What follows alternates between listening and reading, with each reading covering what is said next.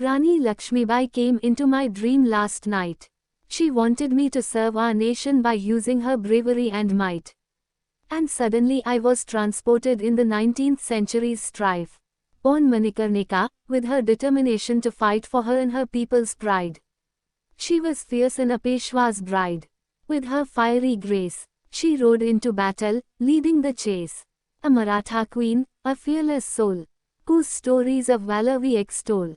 When the East India Company approached, she didn't falter, she instead reproached. She didn't let her head fall. She refused to listen to the foreigner's call, inspiring the women around her to fight with the same determination she held. The burning hatred she felt being stifled by the foreigners in her own homeland. Being discarded for being a woman fighting a man's fight. She rose against the voices with courage in every strife. A Maratha queen, her soul on fire. It is not only freedom she desired. The respect the foreigners stripped India of.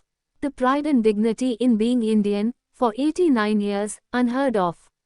Staying put was not the strategy. She stayed and fought for her dignity. A Maratha queen, who held a heart of gold and the voice of a lion. Roaring through history and through battle.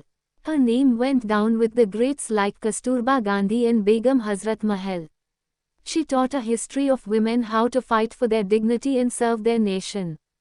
Like a moth drawn to the flame, she was drawn to the burning fire in her heart. History knows her name. A Maratha queen, who was the leading figure in the Indian Rebellion of 1857. She became a national hero and a symbol of resistance. Remembering the times of the British Raj, she led the chain reaction of events that led to end of 89 years of suffrage. She holds beauty, power and strength. Her beauty lays the blood her sword poured of the foreign man. A Maratha queen, whose name still we take. A woman who just wanted to fight in India's name. A woman who wanted to breathe the air of India, not being tainted by the agony endured by the slaves. A woman who opposed the British and her own, who stood against her. She became the voice for freedom. As I sit and write about the courageous ways of a Maratha queen, I wonder if I was her, what would I be? Perhaps I would sit and wait for someone else to fight. Or maybe I would take a stand against what is right. Manikarnika teaches power and the strength it takes to raise your voice. No matter how afraid might you be, you have no choice. Though she fell in battle, her legends did soar. In our hearts, Rani Lakshmibai, forevermore. On horseback, in armor she inspired her kin. Her spirit like a flame, burning still bright, she never gave in. If defeated and killed on the field of battle, we shall surely earn eternal glory and salvation. These words still echo in Jhansi. Rani Lakshmibai came into my dream last night.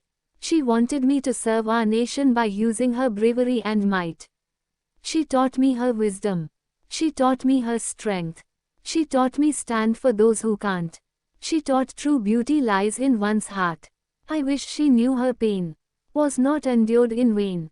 I wish she were here to see her India as free as the birds that rove in the sky. As free as the Indian flag that flies high. As free as the untainted, blue rivers that flow in her homeland. As free as our speech that may never be stifled again in our unchained hands. I wish she were here to see the India she helped in making free. A Maratha queen, who still inspires generation after generations. She still exists in our verses, prose and songs. She exists in every woman who raises her voice. She exists in the soil.